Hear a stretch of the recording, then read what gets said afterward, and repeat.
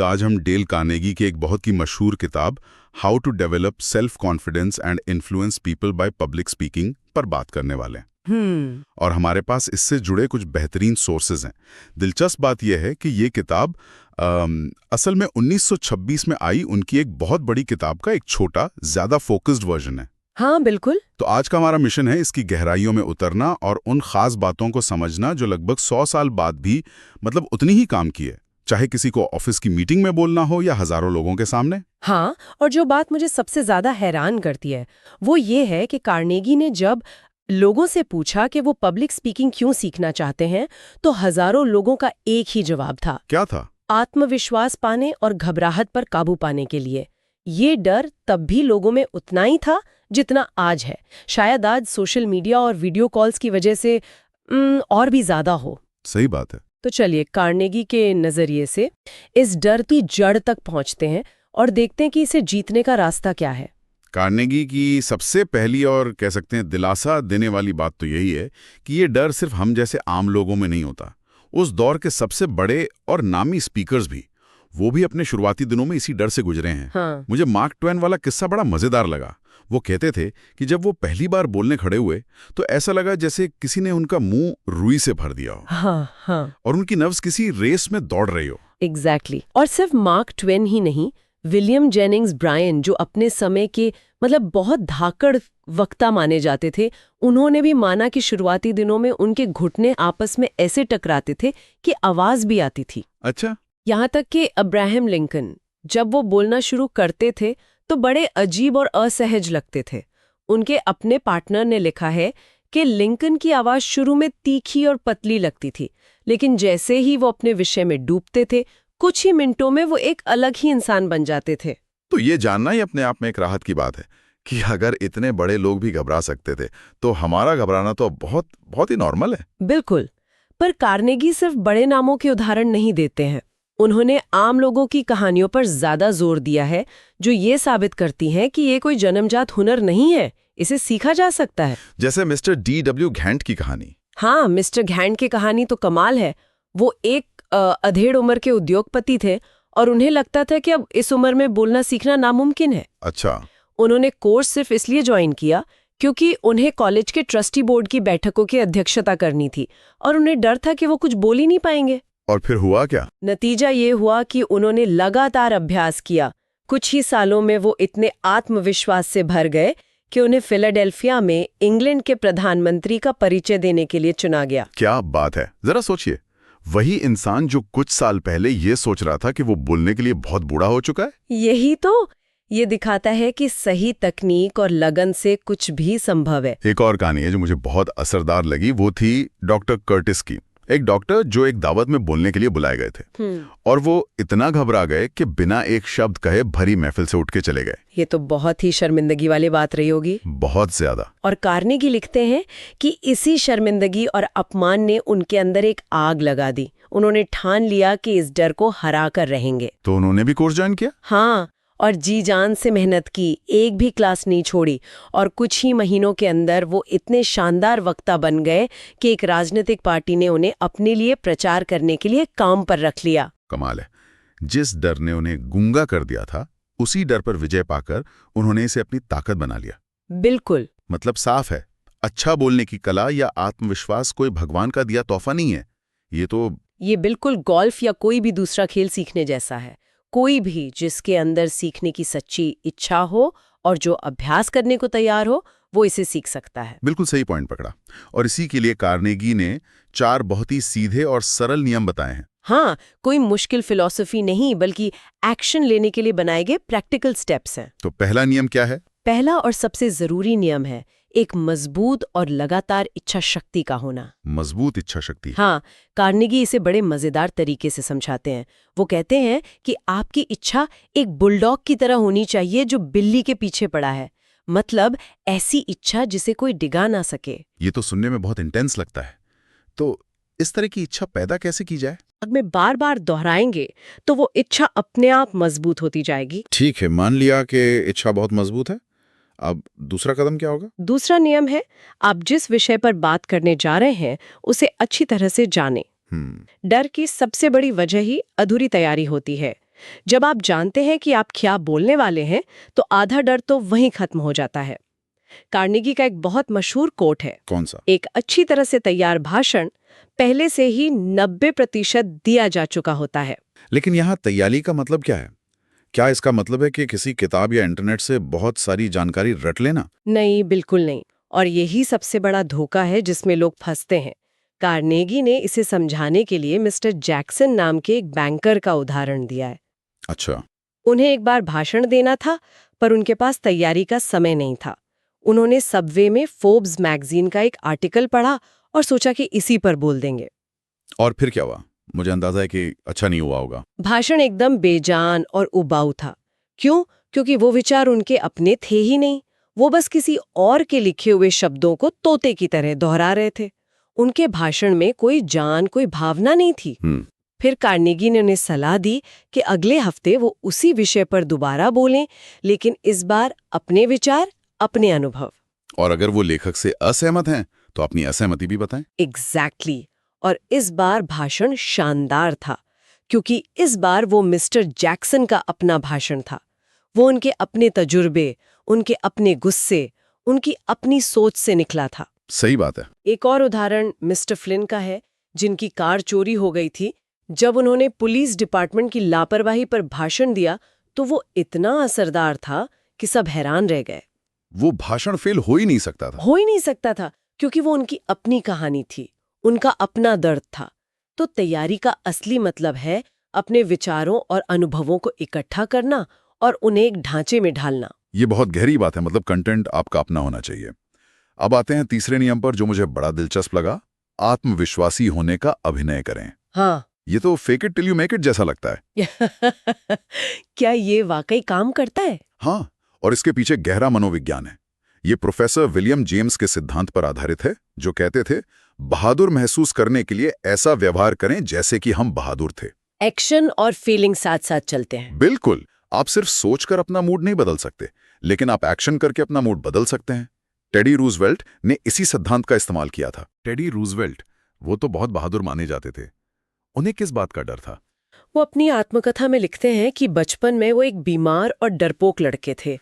लेकिन जब वो बड़े हुए और खतरनाक जानवरों और बंदूकधारियों का सामना करना पड़ा, तो उन्होंने ऐसा अभिनय करना शुरू कर दिया जैसे वो डरे हुए नहीं हैं। और धीरे धीरे वो अभिनय हकीकत में बदल गया। डर सच में खत्म हो गया। कमाल है।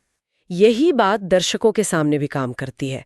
मंच पर जाने से पहले गहरी सांस लें, सीधे तन कर खड़े हों, दर्शकों को देखकर मुस्कुराएं और ऐसा व्यवहार करें जैसे आपको वहां खड़े होकर मजा आ रहा है। और आपका शरीर आपके दिमाग को सिग्नल भेजेगा कि सब ठीक है। बिल्कुल।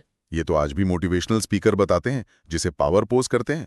और चौथा और आखिरी नियम?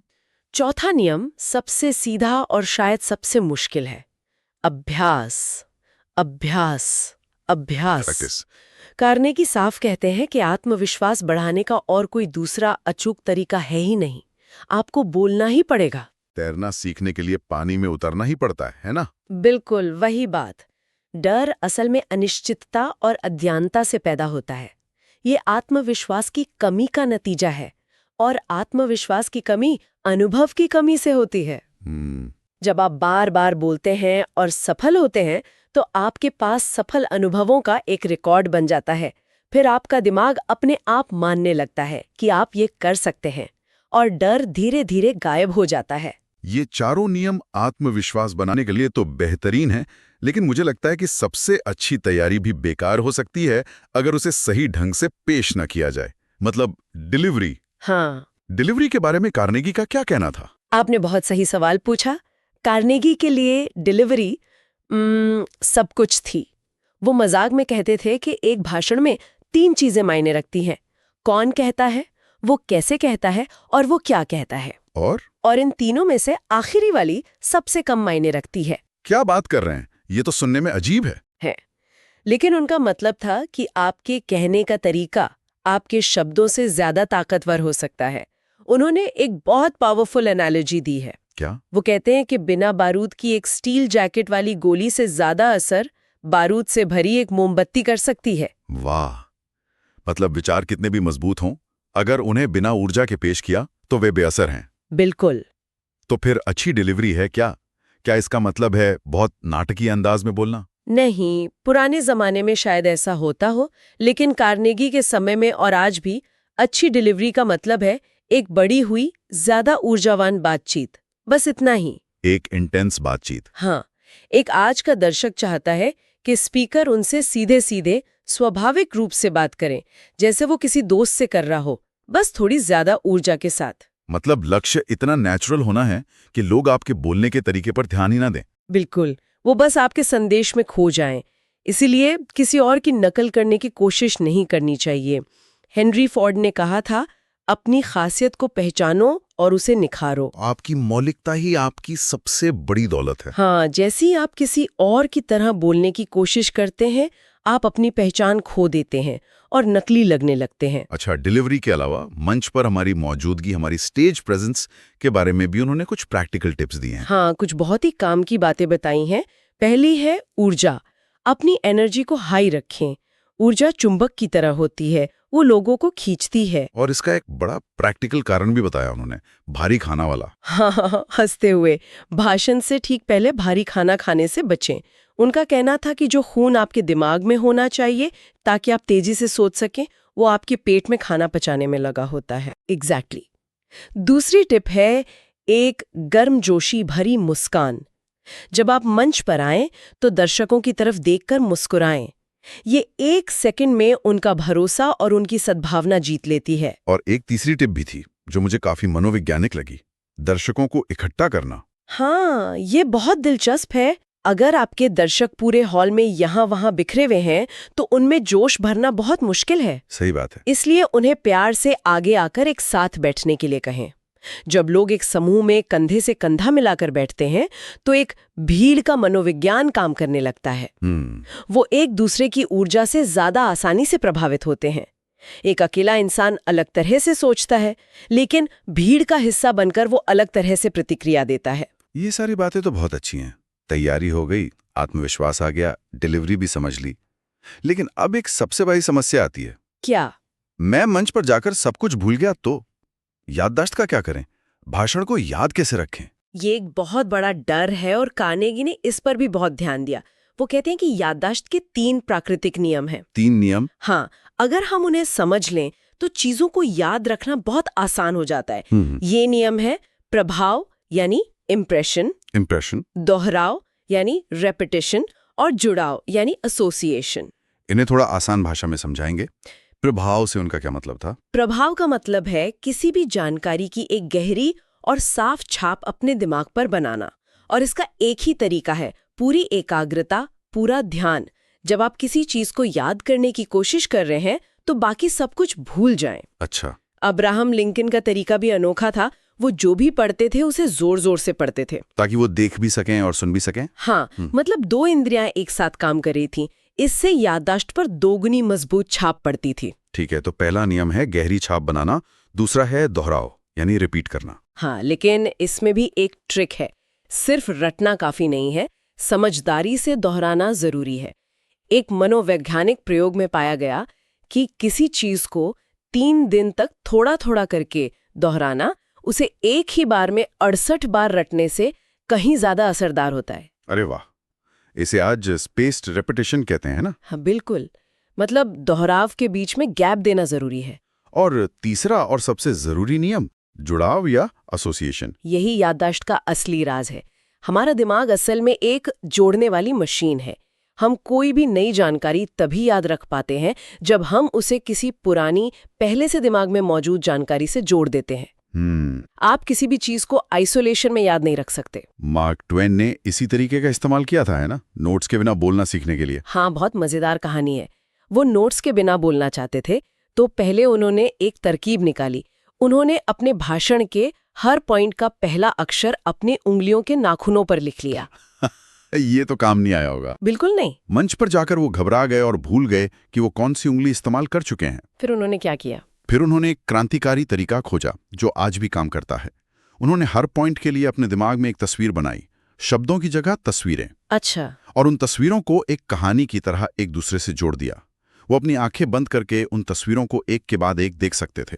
उन्होंने पाया कि हमारा दिमाग शब्दों के मुकाबले तस्वीरों को हजारों गुना आसानी से याद रखता है। तो अगर हम डेल कार्नेगी की इस लगभग 100 साल पुरानी सलाह का सार निकालें तो कुछ मुख्य बातें सामने आती हैं। पहली, पब्लिक स्पीकिंग का डर बहुत स्वाभाविक है। बड़े बड़े लोग भी इससे गुजरे हैं तो घबराने की जरूरत नहीं। और दूसरी, इसे जीता जा सकता है। बिल्कुल। इसकी नींव 4 चीजों पर टिकी है। सीखने की एक मजबूत, कभी ना खत्म होने वाली इच्छा, अपने खुद के विचारों और अनुभवों पर आधारित गहरी तैयारी, आत्मविश्वास से भरा व्यवहार करने का अभ्यास और सबसे जरूरी, बार बार बोलने का अथक प्रयास। और जब आप बोलने के लिए खड़े हों तो किसी और की नकल न करें। अपनी बातचीत की स्वाभाविक शैली को ही ज्यादा ऊर्जा और जोश के साथ पेश करें। अंत में कार्नेगी का संदेश बहुत साफ है। कोई भी तकनीक, कोई भी नियम आपके जुनून और आपके दिल की सच्चाई से ज्यादा महत्वपूर्ण नहीं है। आपका संदेश आपके अंदर से आना चाहिए। और ये मुझे आज के दौर के लिए एक बहुत जरूरी सवाल पर लाकर खड़ा कर देता है। क्या सवाल? आज की इस डिजिटल दुनिया में जहां हमारे पास प्रेजेंटेशन को परफेक्ट बनाने के लिए पावर पॉइंट, टेलीप्रॉम्प्टर और न जाने कितने टूल्स मौजूद हैं, क्या कार्नेगी की उस सच्चे दिल से निकले विश्वास का असली मूल्य बचा है? क्या माध्यम ने संदेश को बदल दिया है, या लोगों के बीच एक असली मानवीय जुड़ाव का सार आज भी वही है?